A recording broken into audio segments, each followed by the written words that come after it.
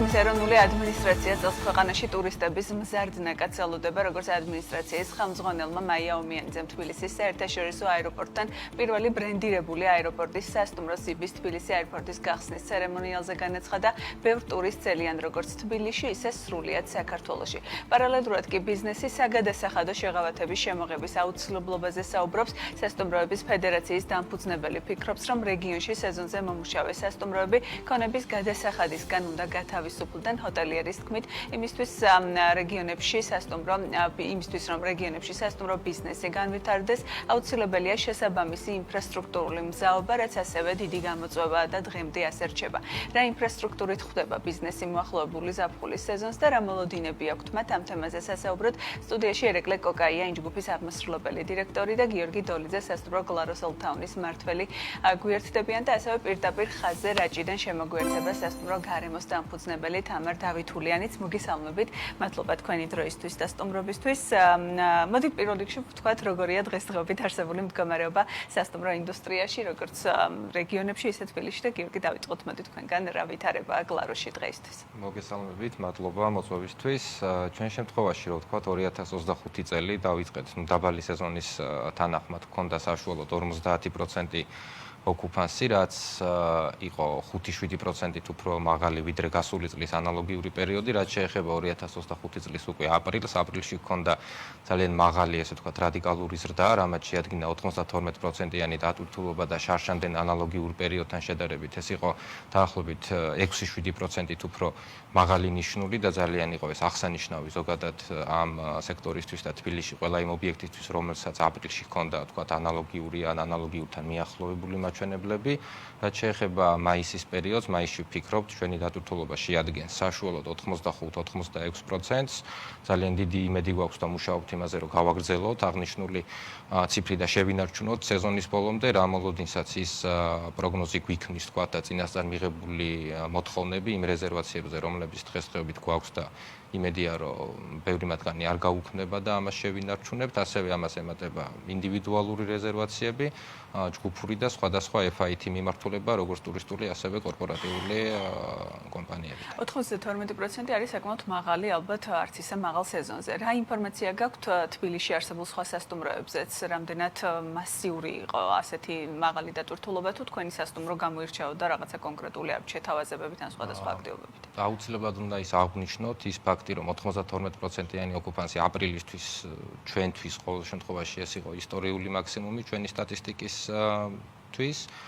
რაც შეეხება სხვადასხვა სასტუმროებს, როდესაც საუბრობთ ხოლმე კოლეგებთან, მქონდა ძალიან ბევრ ბრენდულ სასტუმროს მაგალითზე გამეცნო, ვთქვათ, გავცნობოდი დატვირთულობის კოეფიციენტებს, იყო 80, 85, 90 ძალიან ბევრი დღე იყო, როდესაც ბევრი ბრენდული სასტუმრო ცენტრალურ ლოკაციაზე იყო საბედნიეროდ 100%-ით შევსებული, რაც ძალიან გასახარია და ესე ვთქვათ, სასიხარულო არის ამ სფეროში მოღვაწე ადამიანებისთვის. მოდი ერეკლესაც ვკითხოთ და მე უკვე გავშალოთ ბრენდების და სასტუმროების ვარსკვლავების მიხედვით სად რა მდგომარეობა. ერეკლე, თქვენთან როგორი იყო? ამ ტურისტული სეზონი შეგვიძლია უკვე პრინციპში დასრულებულად გამოვაცხადოთ და შევაჯამოთ რა მაჩვენებლებზე გახვედით და დღესდღეობით როგორია ვითარება. კი ბატონო, ზამთრის ტურისტული სეზონი რო ავიღოთ, რა თქმა უნდა, რეგიონების მიხედვით სხვადასხვა მონაცემები იქნებოდა. დაბალი სეზონი იყო თბილისი გორისთვის, მაგრამ ახალი სეზონი იყო გუდაურისთვის სიტყვაზე.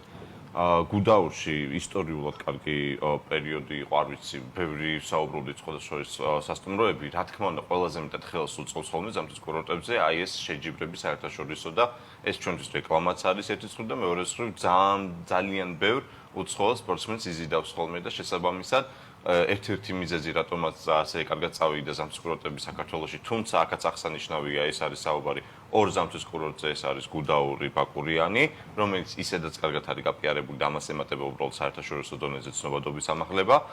შედარებით კი არა, შედარებაც არ არის, გოდერძი და რა თქმა უნდა სვანეთი ბევრად თუ არისად არის.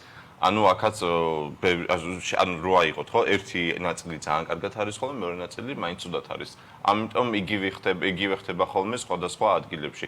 აი ახლა რო დავიწყოთ, გარდამავალი პერიოდი არის ეს ჩვენთვის რეალურად აპრილი ძირითადად თბილისისთვის.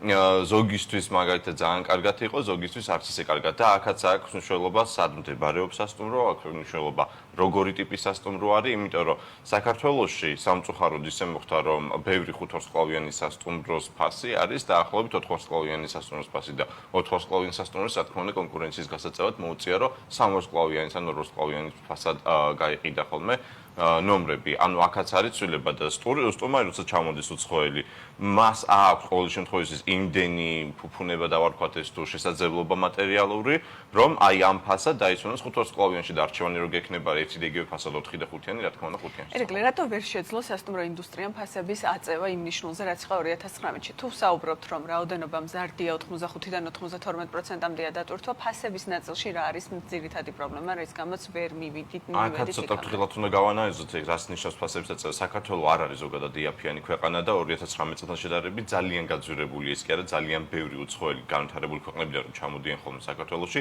აღნიშნავენ რომ არ ელოდნენ რომ საქართველოს ასეთი ძვირიანი იქნებოდა.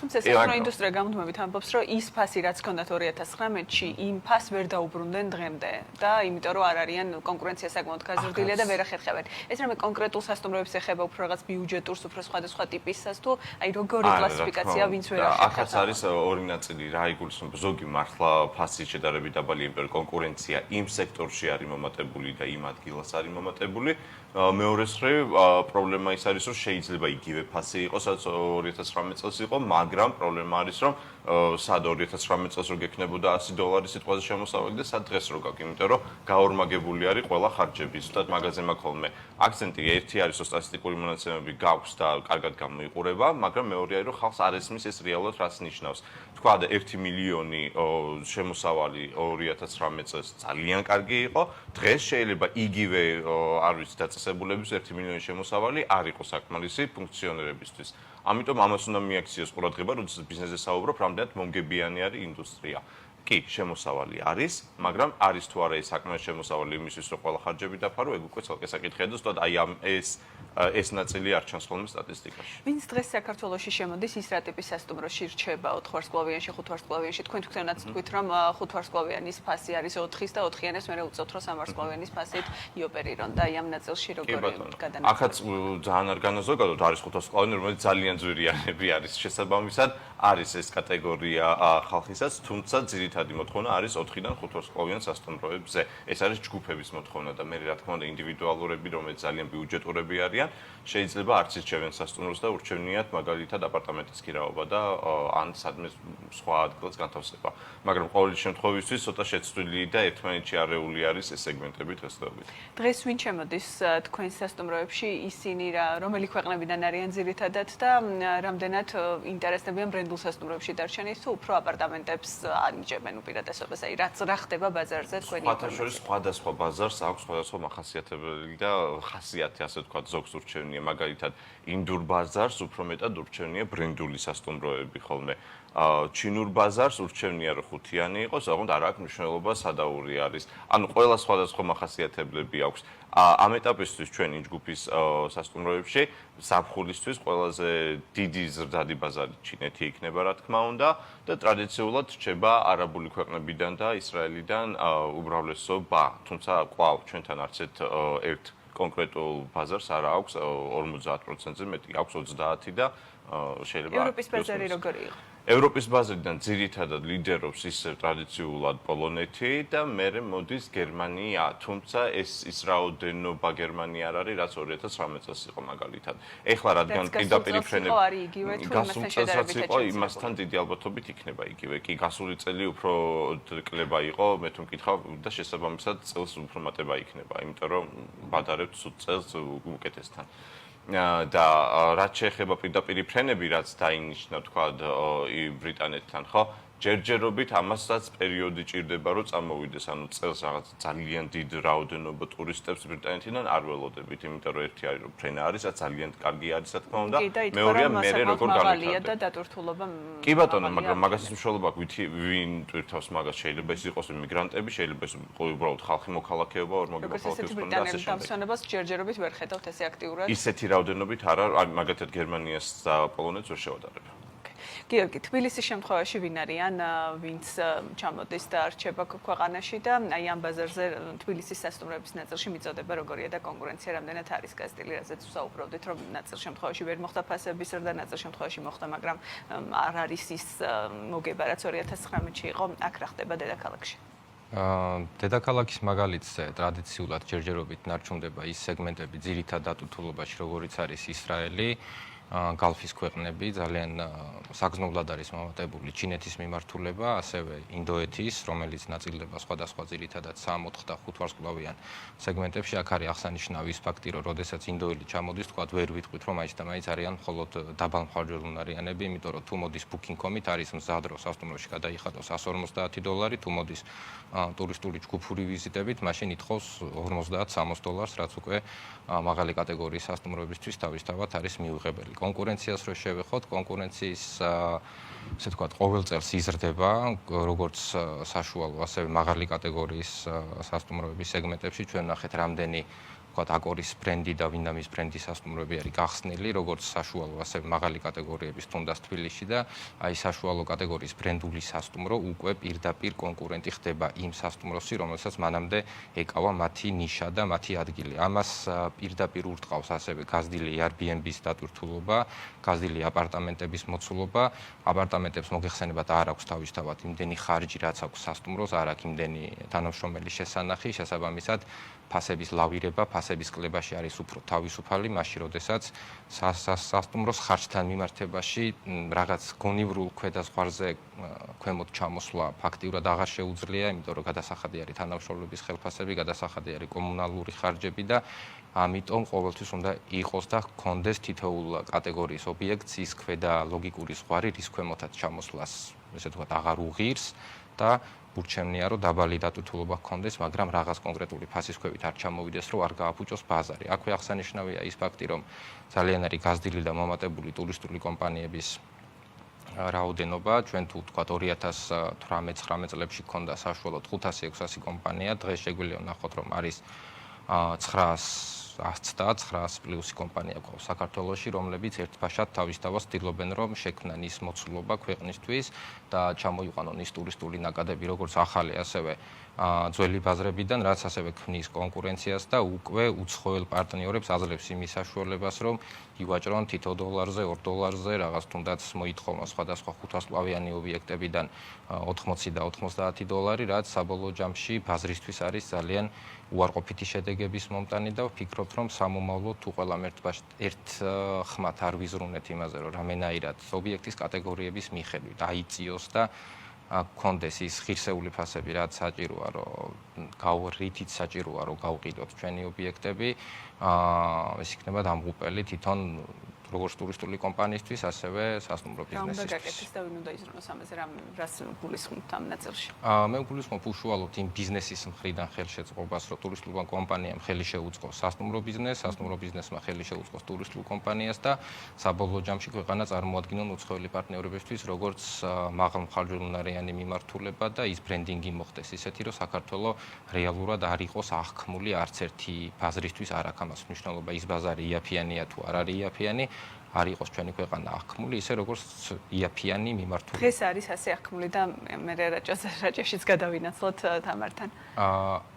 დღეს თუ გადავხედავთ ფასებს, მე ძალიან მიხარია და ვამაყობ იმით, რომ საქართველოში არსებული 4 და 5 ვარსკვლავიანი საერთაშორისო ბრენდული და რამდენიმე არაბრენდული სასტუმროს ფასიც აღემატება ევროპაში მყოფ ანალოგიური ბრენდების სასტუმროს ფასებს ერთ ღამეზე, ვთქვათ, საუზმისა და DGG-ს სხვადასხვა გადასახადების ჩათვლით, რაც არის ძალიან კარგი, თუმცა ის მასიური ტურიზმის მიმართულებით, რასაც ქმნის ზოგადად გალფის ქვეყნები, ინდოეთი და ასე შემდეგ, ისინი არიან პირველები, ვინც ითხოვენ ხოლმე დაბალ ფასებს, იმიტომ რომ უფრო თამამები არიან ის პარტნიორი ტურისტული კომპანიები, გეუბნებიან, რომ ამდენ ტურისტს გიგზავნიან, შესაბამისად ითხოვენ უკვე წლიდან წლამდე ფასების კლებას და ვერ ეგუებიან ფასების ზრდას. როდესაც აქეთ ამხარე, როგორც ქართველი ტურისტულები, ასევე სასტუმროები ვართ მობილიზებული და მოტივირებული იმისთვის, რომ წლიდან წლამდე ფასი გავზარდოთ. მოგეხსენებათ, სასტუმრო ბიზნესი არის ძალიან შეზღუდული გასაყიდ რესურსში. ტურისტულ კომპანიას თუ შეუძლია წლიდან წლამდე გაზარდოს 5-6 ხანდახან 7,000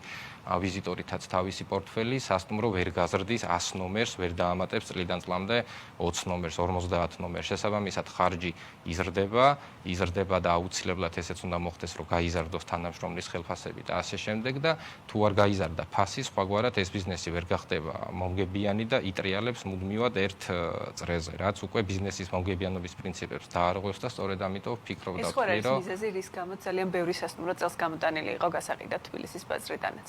სასტუმროებს გააჩნია, რა კატეგორიის სასტუმროები იყო გამოტანილი დაახლოებით რა საფასო სეგმენტში, რამდენი წლის გახსნილი იყო, რამდენი წლის ნამუშევარი იყო, გაკეთდა თუ არა რაიმე გადახალისება შიგნით, გაკეთდა თუ არა სხვადასხვა სარემონტო სამუშაოები, რომ გაეწია უფრო მეტად კონკურენცია, სწორედ აი ბრენდული სასტუმროებისთვის, რომლებმაც გახსნეს ძალიან ბევრი და დიდი მოცულობის ოთახები იმ საშუალო სეგმენტზე და დაიჭირეს ის საშუალო ფასები, რასაც აქამდე ეს არაბრენდული სასტუმროები იკავებდნენ. პლუს ამას გაზრდილი კონკურენცია, როგორც წეღან თქვით, Airbnb-ის კვალობაზე, როდესაც 70 და 80 დოლარად, რომ იყიდება 3 და 4 სკლავიანი ობიექტი თბილისში, შესაძლებელია 60 დოლარად, 65 დოლარად გაყიდოს Airbnb-მ და ზუსტად ის აი მასა ტურიზმი, რომელიც ჩამოდის თავისი გადაწყვეტილებით ან ინდივიდუალებს FIT-ს, რასაც ვარქმევთ, ისინი პირდაპირ წავიდნენ აპარტამენტებში, თუ არის კარგ ლოკაციაზე და არ წავიდეს იმ სასტუმროში, რომელსაც თქვათ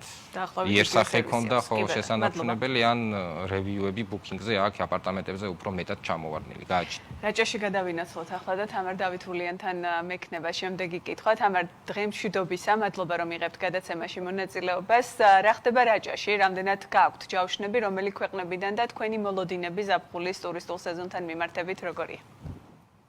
ზაფხულში მოლოდინები მაინც თუ არ გვექნა, სხვა ხელშეწყობა არანაირი არ გვაქვს. ამიტომ ისე ჩვენი თავისი მეძებნ მოლოდინების წყალობით გონია რომ უნდა იყოს როგორც ჩვენ ყოველში აქამდე დატვირთულები ყოველ სეზონში და იმით რომ ჩვენ ინდივიდუალური ვარ სასტუმრო რომელიც ყოველთვის დაინტერესებს ერთ-ერთი ფაქტორია ჩვენ ყვაბულები ვარ და ხალხი სამწუხაროდ როცა ყველა სასტუმრო დაკეთებულია და ტიქნის ნახევარდენები სასტუმრო გაყიდვაზეა ამ შემთხვევაში განსაკუთრებით საერთოდ საუბარი ზედმეტია, მაგრამ ისევ ჩვენი ინდივიდუალურობით ვინარჩუნებთ ესე რომ ვთქვათ მოთხოვნა.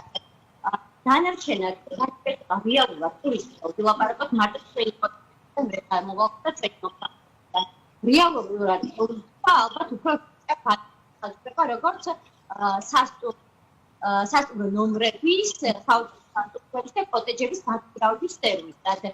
მე ტურიზმის გარებას ძალიან ვარდა ხეთა, იმიტომ რომ აქ ინფრასტრუქტურის საუბარი არ იქნა და ჩვენ კოტეჯებს რაღაც წესები არ დაიმატა, ხალხი და ტურისტი მართლა დაიწყებს სამყაროს და ალბათ რაჭაში უნდა ჩავიდეთ და ეცოდინება საკითხი მეტი ტურისტი და მეტი მოხმარებელი გვაქვს იმიტომ რომ ძირითად შემთხვევაში ტურისტი რაღაც დატარებლად, მაგრამ ეს კითხვის ნიშნებია საწავლეთ რა გააკეთოს. შესაბამისად, ჩვენ კვლავ ვხდებით ეს ადგილობრივი მომხმარებლები, რომლებიც საფუძვლებების და ამიდების წყალობით გვაძლევს იმის საშუალებას, რომ დატვირთულად ვიმუშაოთ. თუმცა რეალური დატვირთულობა სხვა სასტუმროებში ხდება ივლისის შუა რიცხვებიდან აგვისტოს პერიოდი, რომელიც თენისთვის არის ყველაზე წელთაღრიცხვის პერიოდი სხვა სასტუმროებისთვის და თუ რაღაც არ მოხდა სხვანაირი პროცესობა ალბათ საფუძვლდება რაღაც კავშირები, რაღაც ჯაჭვურმა ერთმანეთს კომპანიებს ასწავლებს და ბევრ სეგმენტს რაც გამოიწვევს იმას, რომ ერთმანეთის პროცესით რაღაცნაირად გაჭირდეს ეს რაღაცა სხვა შეხავებას როგორც ეს აქ შესაძლებელი გარდა ჩვენი კოპიტებს არაფერი არ გვაქვს, ნუ ვაჭრობთ მარტო ხერხს უბრალოდ კარგი ბუნება გაციხა, სხვა დანარჩენად გვაქვს ხოლო ჩვენი კოპიტები, ხოლო ჩვენი ვეგან თავისუფლები და ალბათ საბოლოოდ რეგრესისგან ცოტაოდ ვიდრე პროგრესი არ უნდა ნეგატიურად ვისაუბრო, მაგრამ ვინმეს ხალხმა შეიძლება მისცეს აქედან ჯობს პრობლემებზე ვისაუბროს ვიდრე მოლოდინებზე, იმიტომ რომ მოლოდინი ცხადია ხა გვაქვს, იმიტომ რომ მაინც ზაფხულში ბევრი შემოდის, მით უმეტეს ხა მე ცოტა ნომრია როდესაც აქვს მით უმეტეს ყოველთვის არის ზაფხული პროცესში და აქცევია ძირითადად სასწრაფო იმიტომ რომ ზაფხულში მაინც ჰაერზე გახსოვდა მინიმუმ ბავშვები და მოყავთ რა თავარი ინფრასტრუქტურული პრობლემა რა არის, რასაც გამოყოფთ რაჭისთვის მიმდინარე სეზონზე, რადგან ინტერნეტი საკმაოდ ცუდი ხარისხის არის და ხარვეზებით ისმის თქვენი საუბარი, ძალიან მოკლედ და მთავარ აქცენტებზე რო ვისაუბროთ, თუ შეიძლება. იცით რა არის? თქვენთან არ არის მარშრუტები, არ არის ობიექტები, რომლის გამოც ინტერესის გამო უნდა ჩამოვიდეს ტურისტი. ტურისტი ჩამოდის რაღაც კონკრეტულის გამო, სადაც ფული უნდა დაიხარჯოს. მაგრამ ჩვენთან არ შემოდის ტურიზმი, ეს არის განვითარდეს რაღაც ობიექტები, ჩამოვიდეს ხალხი, დახარჯოს ფული. ჩვენთან ესეთი მხარჯველუნარიანი ხალხი არ ჩამოდის, იმიტომ რომ სად უნდა დახარჯოს ფული არ იციან.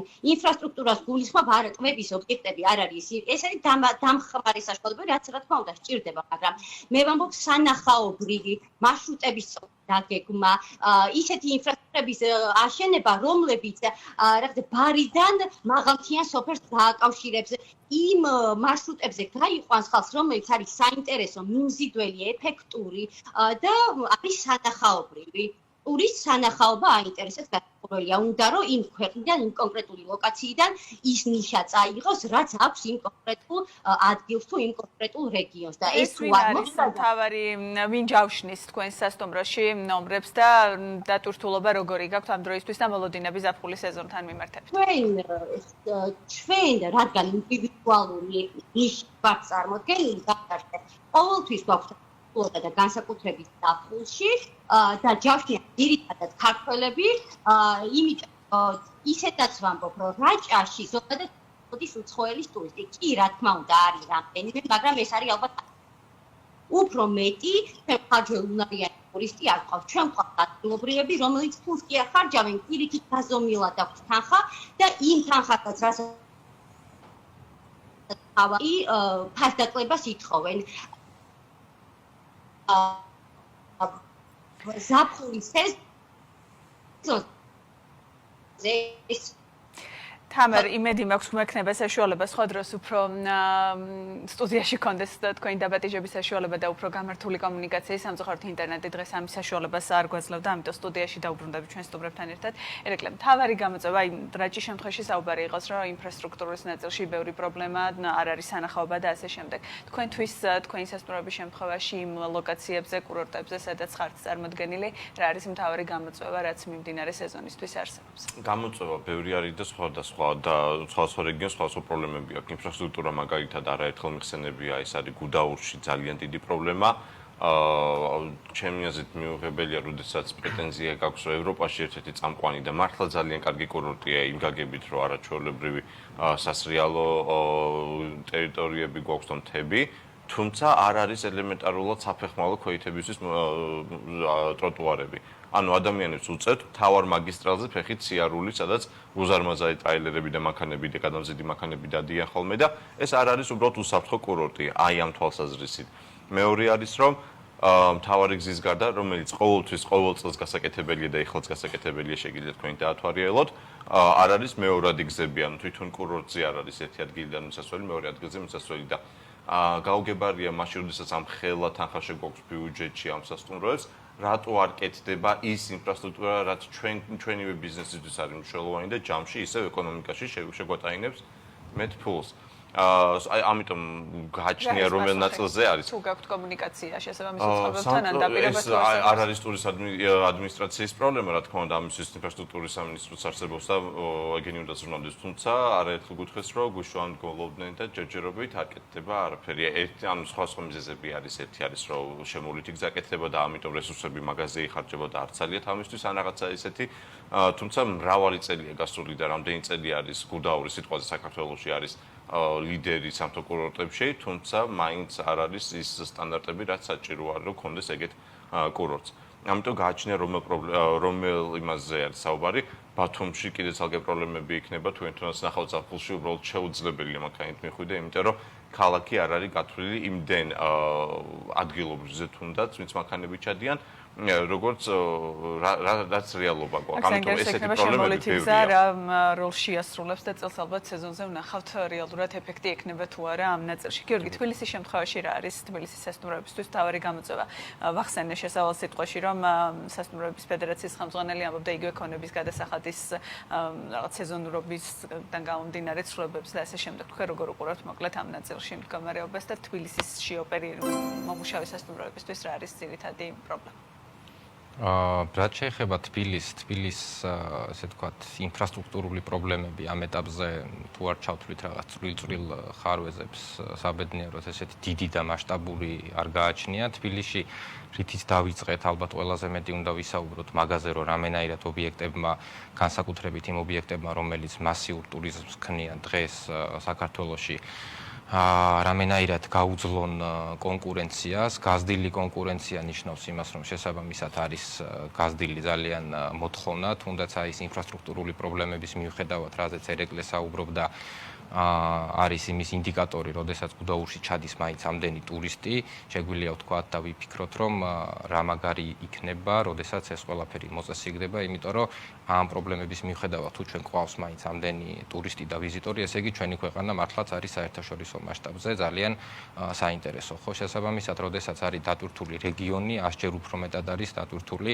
თუ არ ჩავთვლით სეზონურობას თბილისში. თბილისში ყველაზე დიდი პრობლემა არის ხოლმე სტაფი, ზუსტად აი იმიტომ რომ გვინდა რომ გავზარდოთ ხელფასები, მაგრამ ვერ ვზრდით, იმიტომ რომ ვერ ვზრდით სასტუმროს გასაყიდ ფასს, გაზრდილი კონკურენციიდან გამომდინარე, თუმცა ვფიქრობ ამ სეზონზე საშუალოდ ჩვენ გვექნება 10%-იანი ნამატი, რასაც ვთქვით ხოლმე რომ წლიდან წლამდე ასე დავაბიუჯეტოთ ჩვენი შემოსავალი ხარჯებთან მიმართებაში. არ გვაქვს თბილისში ჯერჯერობით ისეთი კოლეჯი ან თუნდაც საგანმანათლებლო დაწესებულება, რომელიც იქნება სრულად ორიენტირებული ტურიზმზე, გახდის ტურიზმის დიპლომს უფრო მეტად პრესტიჟულს ჩვენი ქვეყნისთვის, საიდანაც უკვე სასტუმროები შეძლებენ მისცენ პრაქტიკული განათლება დუალური სწავლების მოდელით, თქვა თეორიასთან ერთად და უკვე გაზარდონ თავიანთი სტაფი თვითონვე, რომელსაც შესაბამისად ღირსეულ ხელფასსაც გადაუხდიან აი გაზრდილი ფასების გამო, რაზეც საუბრობ დღეს ყველა ტურიზმში მოღვაწე ადამიანი. მადლობა თქვენი დროისთვის და საინტერესო პასუხებისთვის. ერეკლე კოკაია, ინჯგუფის აღმასრულებელი დირექტორი გიორგი დოლიძე, გლაროს ოლთაუნის მმართველი იყო ჩვენთან ერთად და ასევე გვერდდებოდა თამარ დავითულიანი სასტუმრო გარემოს ხელმძღვანელი.